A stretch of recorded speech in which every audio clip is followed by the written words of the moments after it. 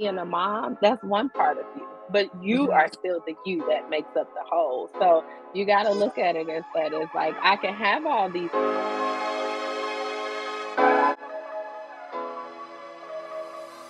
Guys, welcome back to my channel. So today I have somebody very special with us. Today is all about therapy, y'all. I really wanted to focus in on mental health and different things that just affect us as mothers. So I have Miss Mercedes Braxton here with me today. I'm gonna give her a good intro, y'all. She is the owner of Peace and Mind Counseling and Therapeutic Services. She is a licensed professional counselor. She specializes in trauma, anxiety, depression, family, and couples therapy. She is a wife, a mother, and a friend of mine that I'm so happy to have here with me. So welcome. Thank you, thank you. Hello, glad to be here. Glad to be here. The introduction made me feel so special. Like, oh, okay. You see, you are so special.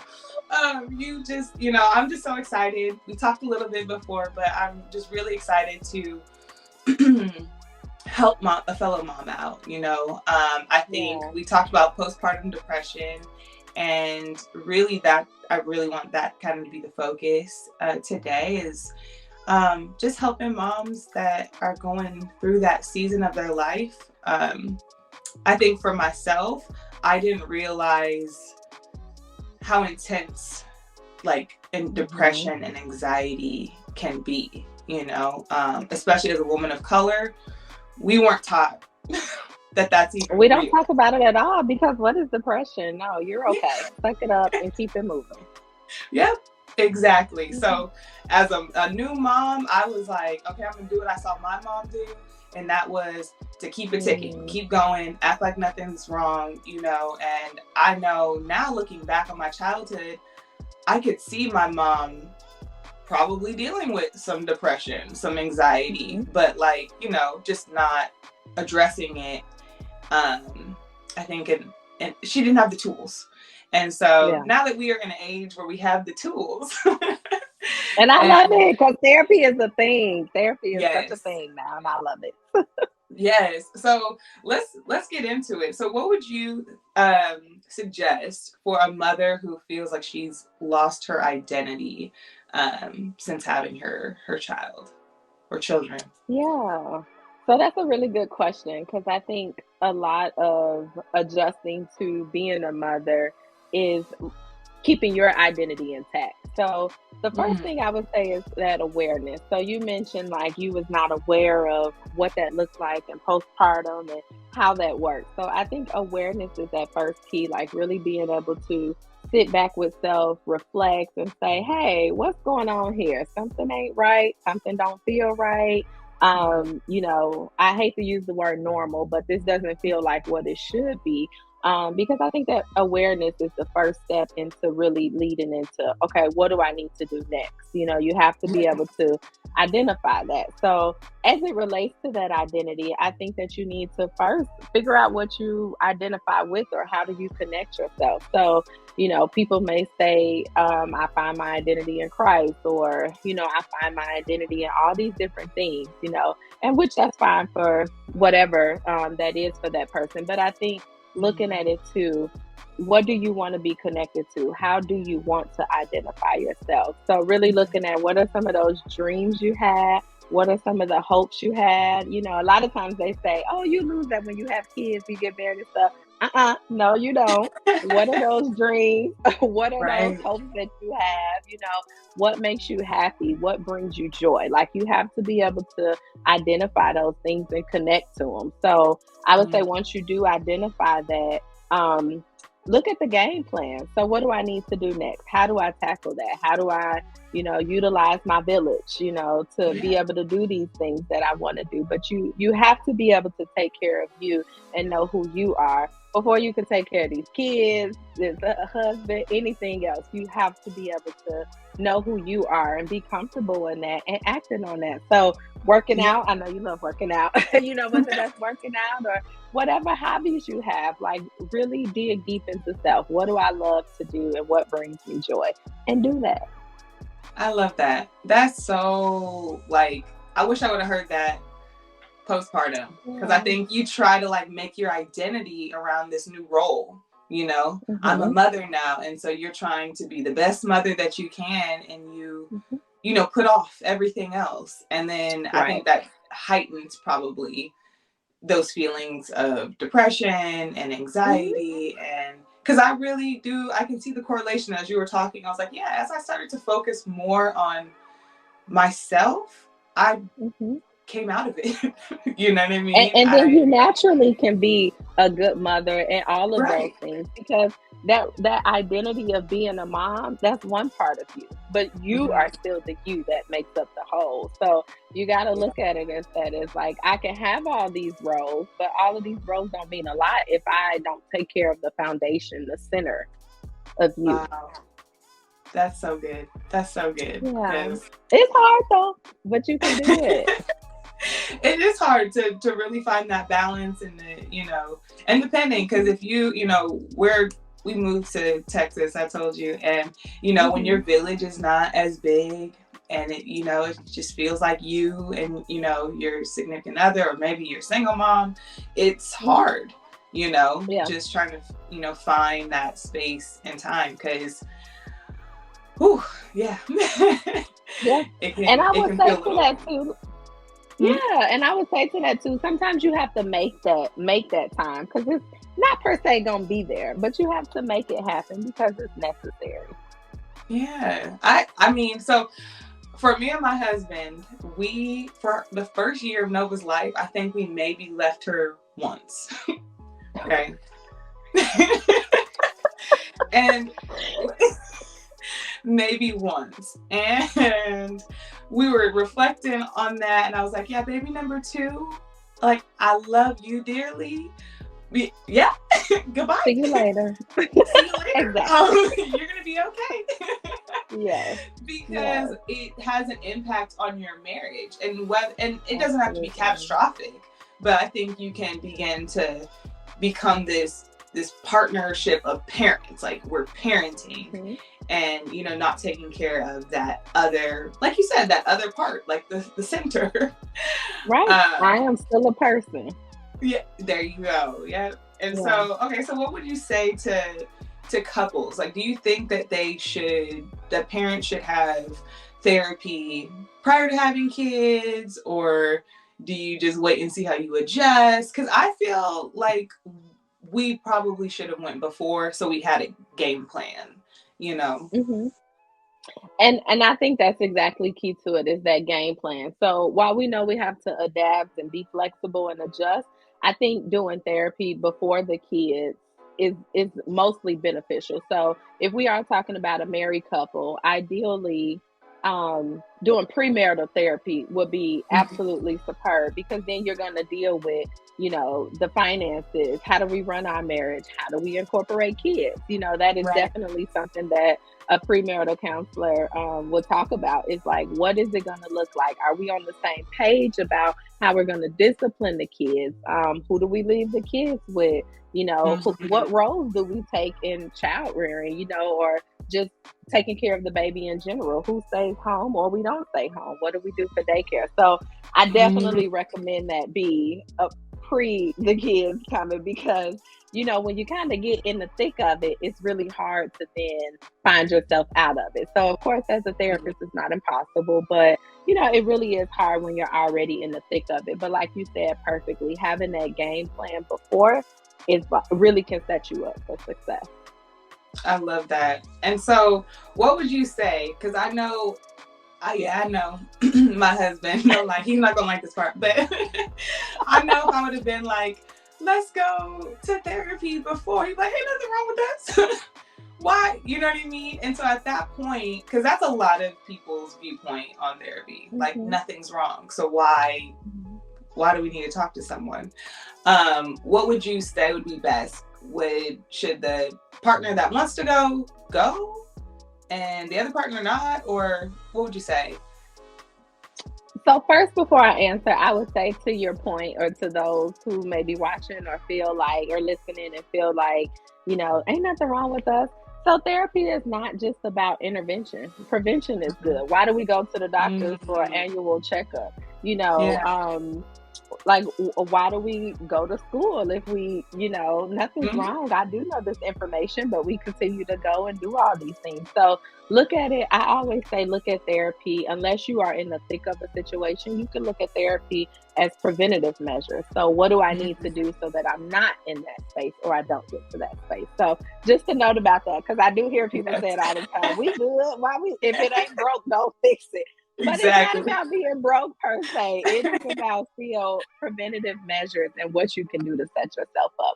But I will say, to the partner who may not want to go to therapy, for that other partner who wants to go, go, Hmm. and go again. Because oftentimes, and I see this all the time, this happens when I do couples therapy and stuff, or even family therapy. Like, once that person goes and then they start getting insight into self, they start processing through things and learning things, that partner is going to see the change. And they're like, oh, okay, well, you different. What's going on? Even if they don't want to Right. admit it, they will still see that change. And sometimes that really encourages like that future change, or like, well, let me go and see. Let me see what this is about. Let me see what it can offer and things. So I would definitely recommend to still go.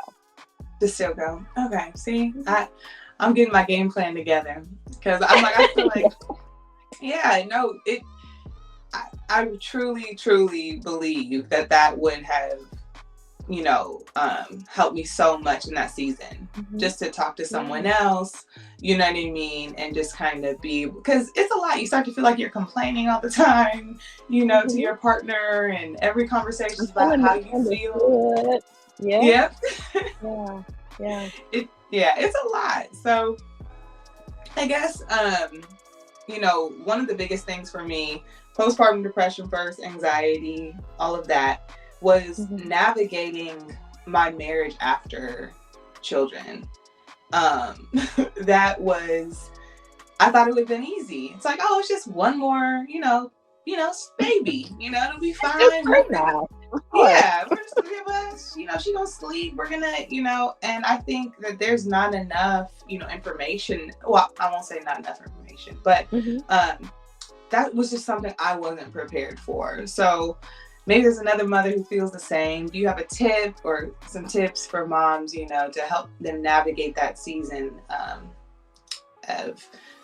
having a child and then now what, with your marriage? Mm-hmm. So I would say, really, going back to being very intentional and purposeful for your marriage. Like, ideally having kind of like a common goal, or like, a married couple saying like, what are we doing this marriage for? What do we want to get out of this? What do we want to happen? What do we want for our marriage? So if you can identify that, and I would say it's not even too late after you have the child if you didn't do it before, but once you can Mhm. identify that, then you're always in a state of being intentional and purposeful for what your marriage is for. Like, what do you want to do? What do you want to show, with your marriage? So for me, I think of like my marriage. We talk about a lot of time, like emulating God's love in our marriage. So always being able to show that to one another, for our daughter, for other people to see, like everything we Mhm. do, so to speak. And of course, there's the love and the fun and stuff like that. Right. But I think in my mind, if I feel like I want to hurt him, or I'm very angry, or like you're not helping, you're not doing enough, Right. me being able to go back to being intentional and purposeful with our marriage. So when you look at that, then it's easier for you to get through the challenges, because then you can see like, okay, this is what we're working towards. This is what we need to do. And then also, being intentional about keeping it hot, keeping it fresh, spicy, all of those different Oh, things. Like, you're a mom now, but you don't have to be boring, and you don't have to just always focus on that baby. mhm. What was it that united you two as a marriage? Going back to those things. So same with finding your identity for yourself, finding your identity as a married couple and what that looks like.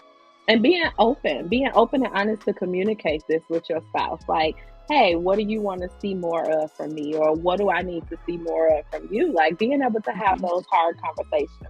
A lot of times people are like, oh, I don't want to talk, or what come out of it. But those hard conversations end up being the best and most life changing, because then we don't have to worry about dishonesty or, not knowing where a person stands or how they feel, because we've communicated about it. I love that. I feel like that's easier said than done, because you're like those conversations, like, do I want to know? Right. But I think they're gonna come up regardless. I guess in my experience, you can either have the conversation calmly, or it's gonna fly out of somebody's mouth. It's gonna come up negatively. And then it won't be productive. So it's like really setting those intentional moments. And I encourage my clients, when I do couples counseling all the time, check-ins. Check-ins are the best thing ever. So sometimes people can do them. Sometimes people do them daily, if they really want to think of it. Sometimes people may do it weekly, bi-weekly, monthly, or something. But just check-ins to sit down and say, hey, how are we doing on all these different levels? How are we doing, emotionally? How are we doing as far as, being affectionate and connected with one another? How are we doing communicating our finances as a parent? Like, really being able to have those check-ins can help you navigate and have those hard conversations so much more easily, because we already got the check-in. So what's going on? How you feeling? Right. How we work through it. I love that. I'm going to implement that like today, because I feel like, just having that quick little, just, how are we, and I think when you're in the thick of it, when it's about the kids all the time and their needs, a lot, like, they take over your conversations. Like, everything begins to like circle back to them. So taking that intentional time to be like, okay, how are we? Exactly. I definitely. And I think it's important. Like, I heard it before. I'm not saying I 100% subscribe to this, but, I've heard it before a lot of times. Like, we raise our kids, they grow up, they go off to college or go into the workforce and things like that. Now we still got to be married. So it's like, you need to make sure that you keeping that intact, because them kids gonna leave you eventually. So, thinking of that, like, what do we need to do to be intentional about making this work? And not only just making it work, but having fun, enjoying it. Yeah, I love that, because it can get tough to really be intentional, like you said.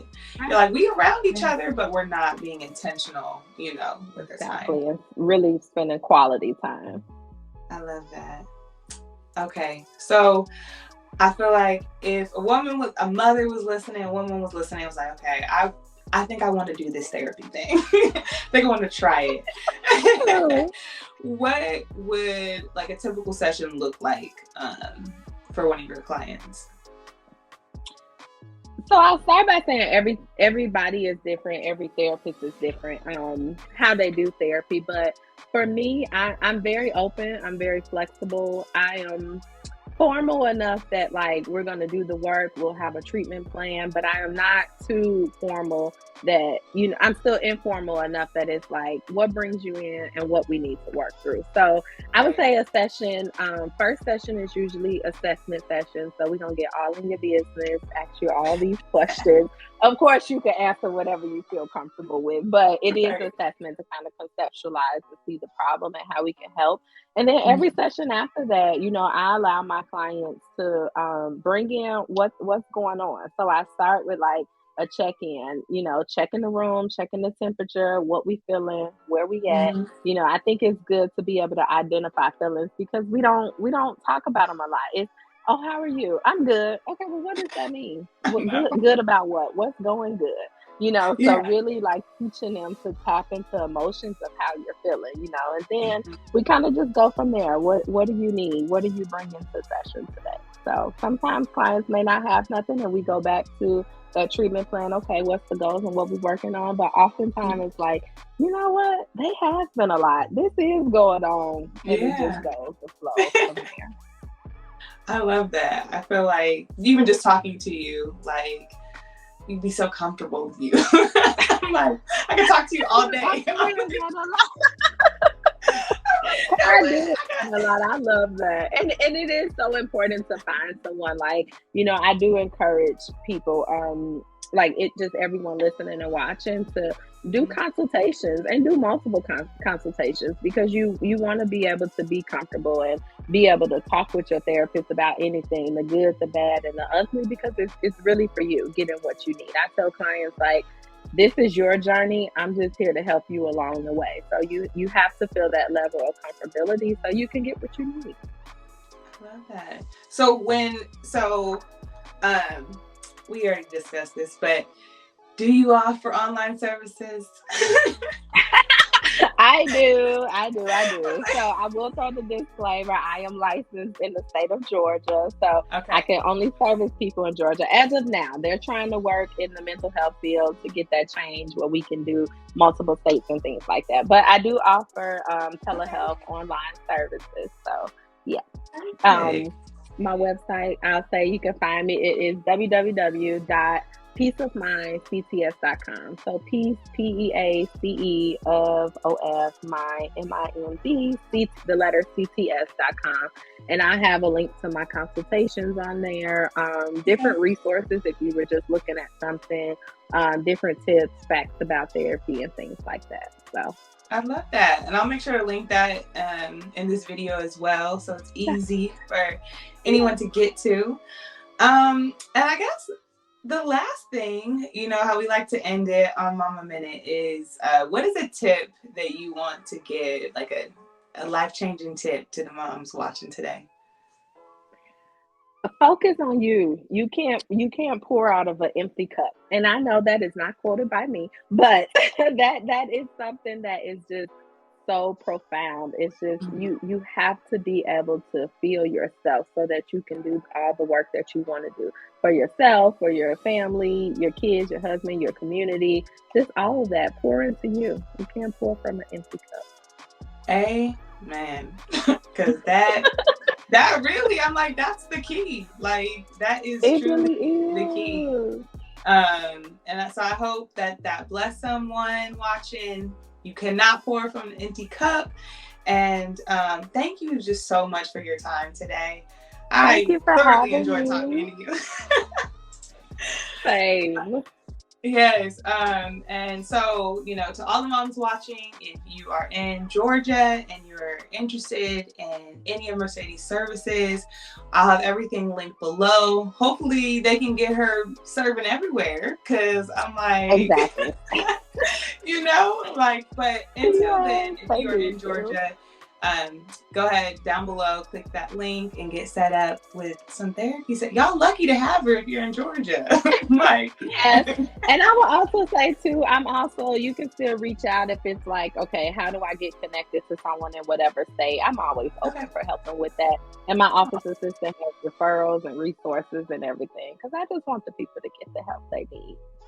You're just the sweetest. Thank you so much. No problem. Thank you for having me.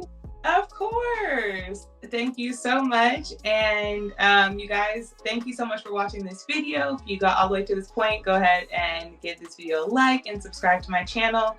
And I will see you in the next one. Bye.